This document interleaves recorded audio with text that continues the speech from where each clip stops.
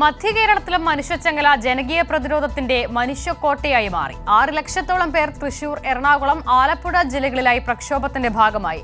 സാമൂഹിക, സാംസ്കാരിക, രാഷ്ട്രീയ, ചലച്ചിത്ര മേഖലകളിലെ പ്രമുഖർ ചങ്ങലയിൽ കണ്ണികളായി. വൈകിട്ട് 4:30 ട്രയൽ റൺ ആരംഭിക്കുന്നതിന് മുൻപ് തന്നെ ദേശീയപാതയോരത്ത് ലക്ഷങ്ങൾ അണിനിരന്നു കഴിഞ്ഞിരുന്നു.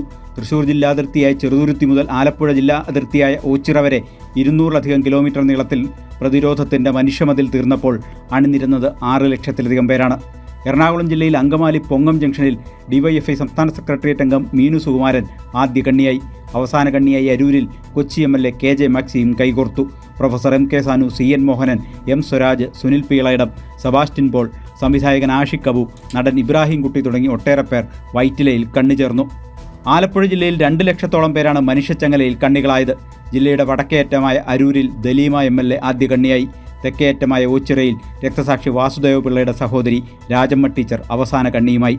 ജില്ലയുടെ വിവിധ കേന്ദ്രങ്ങളിൽ തോമസ് ഐസക്, ആർ നാസർ, MP മാരായ V ശിവദാസൻ, AM ആരിഫ്, ബെന്യാമിൻ, വയലാർ ശരചന്ദ്രവർമ്മ ഉൾപ്പെടെ നിരവധി പ്രമുഖർ പങ്കാളികളായി. തൃശൂർ ജില്ലയിൽ ചെറുതുരുത്തിപ്പാലം മുതൽ അങ്കമാലി പൊങ്ങം വരെ 70 കിലോമീറ്റർ നീളത്തിൽ മനുഷ്യമതിലുയർന്നപ്പോൾ അണിനിരുന്നത് 1.5 ലക്ഷത്തോളം പേരാണ്.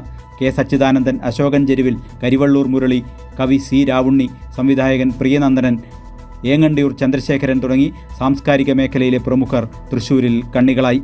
മനുഷ്യച്ചങ്ങലയുടെ ഭാഗമല്ലാതിരുന്ന കോട്ടയം, ഇടുക്കി ജില്ലകളിലെ പ്രവർത്തകരും സമീപ ജില്ലകളിൽ ചങ്ങലയിൽ കണ്ണികളായി. കോട്ടയം ജില്ലയിൽ നിന്നുള്ളവർ ആലപ്പുഴ കളർകോട് ഭാഗത്തും, ഇടുക്കി ജില്ലയിൽ നിന്നുള്ളവർ അങ്കമാലിയിലും മനുഷ്യച്ചങ്ങലയുടെ ഭാഗമായി. കൈരളി ന്യൂസ്, കൊച്ചി.